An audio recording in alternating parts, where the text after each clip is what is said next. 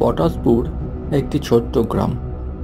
রাতের অন্ধকারে গোটা গ্রাম যখন নিদ্রাদেবীর কাছে শরণাপন্ন, তখন সেই পুকুরের কদম গাছের ঝোলা ডালটায় দেখা যায় সেই শাঁকচুন্নি।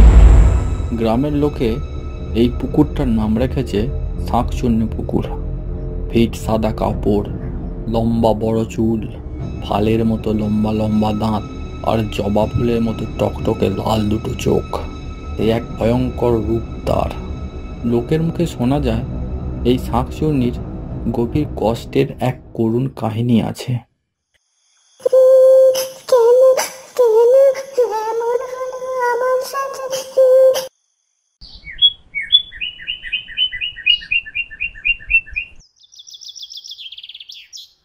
হ্যাঁ রে কানাই, কাল তোরা কোথাও মাছ ধরতে গিয়েছিলি? আমি আর ভম্বল কাল কার্তিকের পুকুরে মাছ ধরতে গিয়েছিলাম। ভাই, সবে মাত্র একটা মাছ তুলেছি, আর একটা খেচতে যাব, তখনই কার্তিকের বউ চেঁচিয়ে বলল,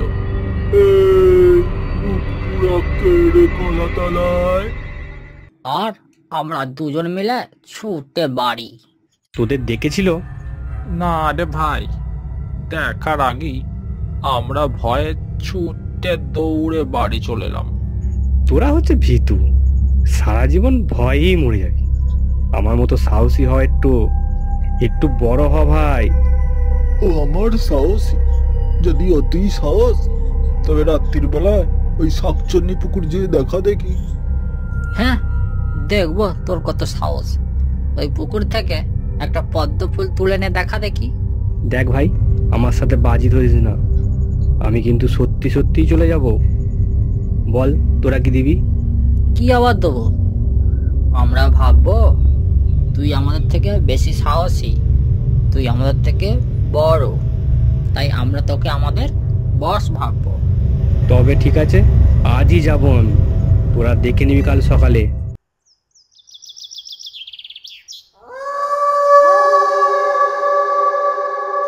পটাশপুর গ্রামের তরুণ ছেলেগুলোর মধ্যে রাজু একজন।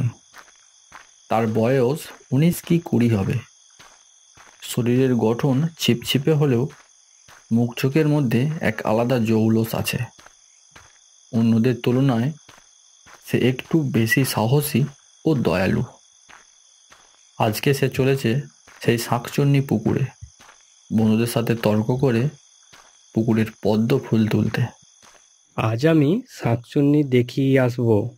রাজু পুকুর পাড়ে পৌঁছে ফুল তুলতে যাবে, এমন সময় শুনতে পায় কান্নার আওয়াজ আর দেখতে পায় কদম গাছের ঝোলা ডালটায় সাদা কাপড় পরে কে যেন বসে আছে। কে ওখানে? তুমি কে? আমি শাঁকচুন্নি।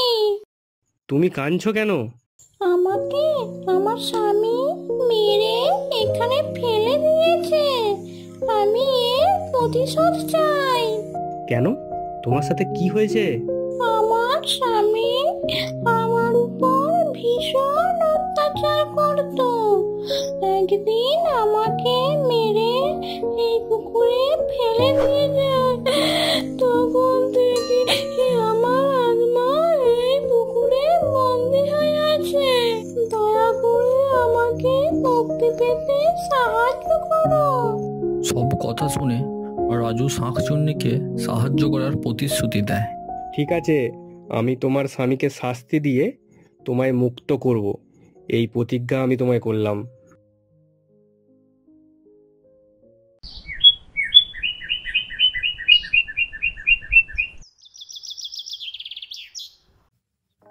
রাজু তার বন্ধুদের কাল রাতের সব কথা জানায়। তারপর হ্যাঁ ভাই, আমরাও সাহায্য করব। তবে আজই শাঁকচুন্নির স্বামীকে ধরে নিয়ে যাব। এই বলে তারা বেরিয়ে পড়ল শাঁকচুন্নির স্বামীর খোঁজে।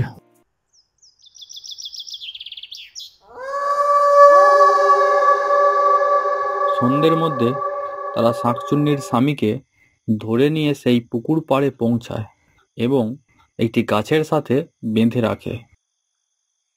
শাঁকচুন্নি, ও শাঁকচুন্নি, এই দেখো তোমার স্বামীকে এনেছি। এনেছো আমার স্বামীকে আজ আমি এই পুকুরের বন্ধন থেকে চিরতরে মুক্তি পাবো। রাজু, তোমাকে অনেক ধন্যবাদ আমাকে সাহায্য করার জন্য। তোমরা এখন বাড়ি যাও।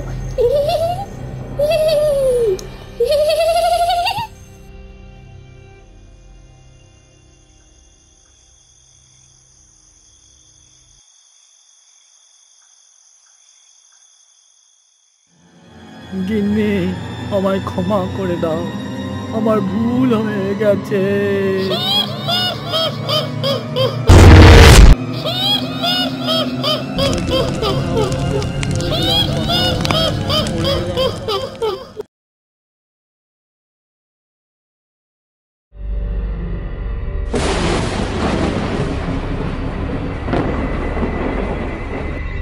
মাধব গ্রামের সবচেয়ে বয়স্ক মানুষ।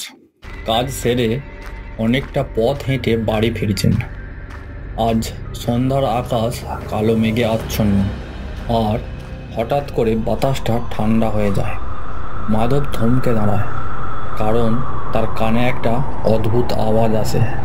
মন্দিরের বটগাছের নিচে সে অস্বাভাবিক কিছু অনুভব করে। তার মনে অজানা এক ভয় ঢুকে যায়, যেন কোনো ছায়া তাকে অনুসরণ করছে। হে ভগবান, আমায় রক্ষা করো। এই গাছের অশুভ শক্তিটা আজ মনে হয় আবার সজাগ হয়েছে।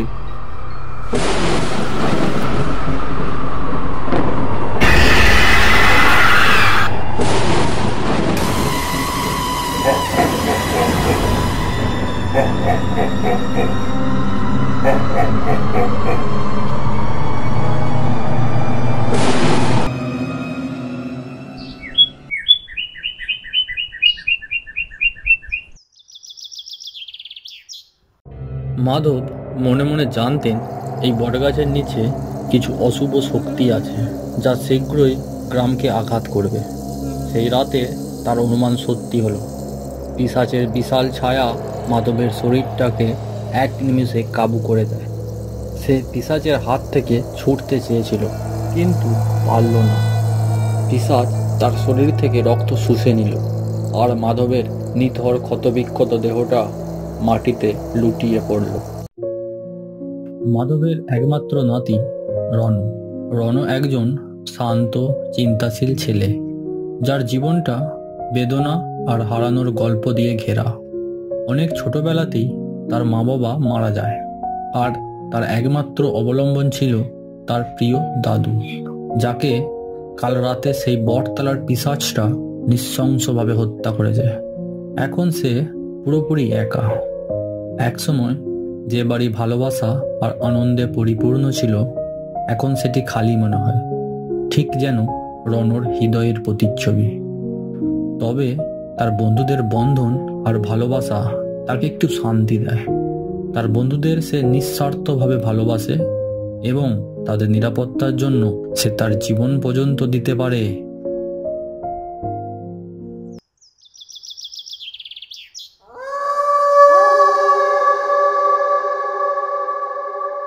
মাধবের মৃত্যু নিয়ে গ্রামে নানা কথা ছড়িয়ে পড়েছে। রণর বন্ধুরা মন্দিরের আটচালায় বসে গল্প করছে।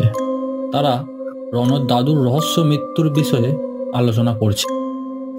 আরে ভূত পেতে গল্প বাদ দে, মাধব কাকা বুড়ো ছিলেন, স্বাভাবিকভাবেই মারা গেছেন। তুই ঠিক বলেছিস, এসব পিশাচের গল্প শোনার কোনো মানে হয় না। কিন্তু কাকা যে বটগাছের নিচে মারা গেল, সেটাও কি কাকতালীয়? গাছটা তো এমনিতেই সবাই ভয় পায়। বন্ধু, এসব গুজব কথায় ভয় পেলে জীবন চলে না। চল বটগাছের নিচে গিয়ে দেখি কি হয়। এটা কি রে, কালো রক্ত?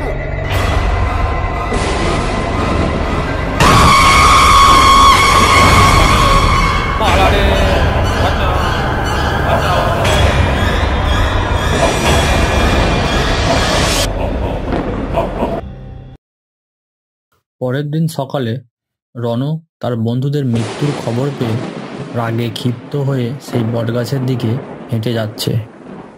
ওই পিশাচ, তুই শুনতে পাচ্ছিস? তোর সময় শেষ হয়ে গেছে। আজ রাতই তোর শেষ রাত। তোর আর পালানোর কোনো রাস্তা নেই। এতদিন তুই গ্রামের নিরীহ মানুষের রক্ত চুষে তাদের হত্যা করেছিস। এই হত্যার বিচার আজ রাতেই আমি করব।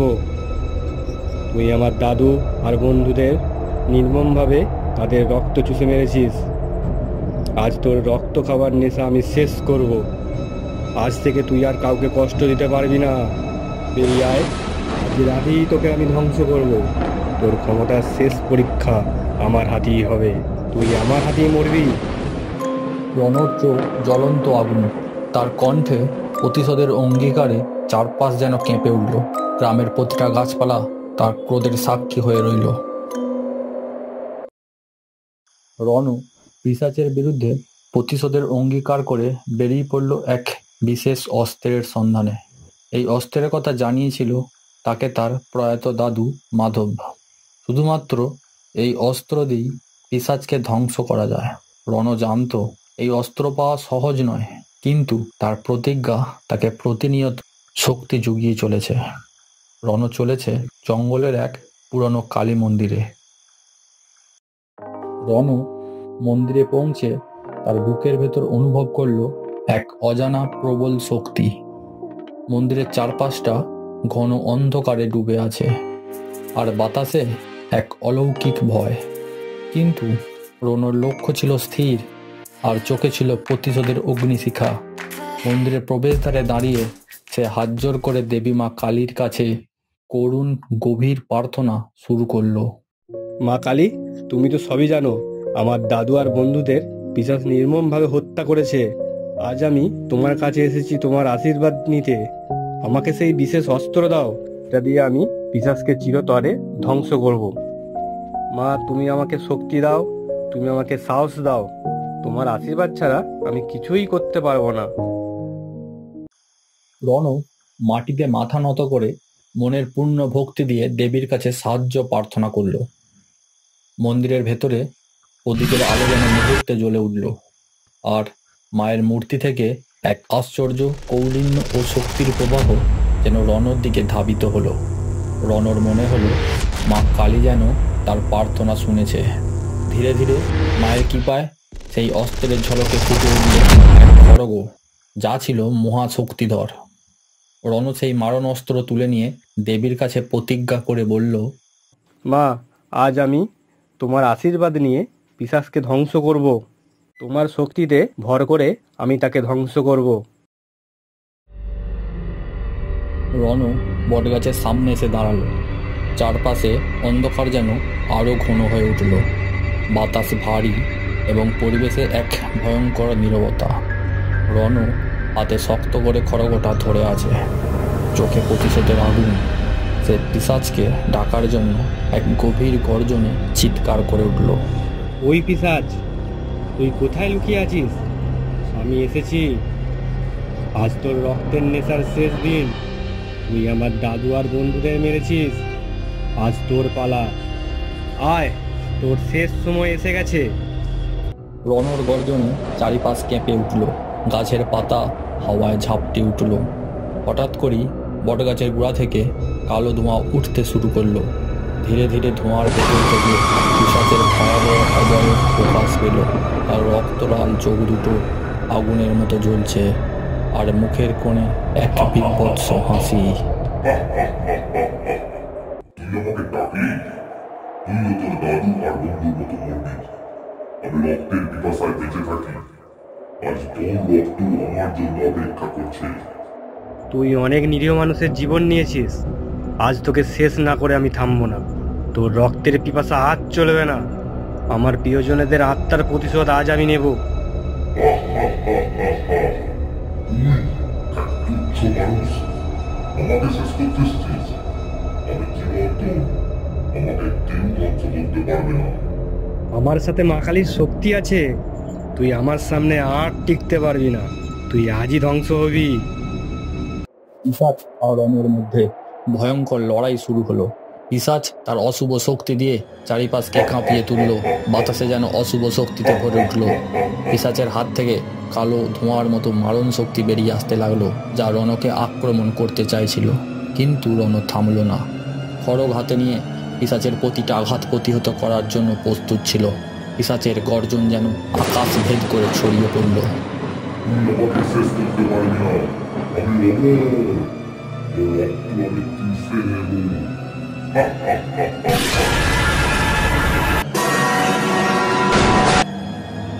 তুই আজই শেষ হবি, মা কালী আমার পাশে আছে।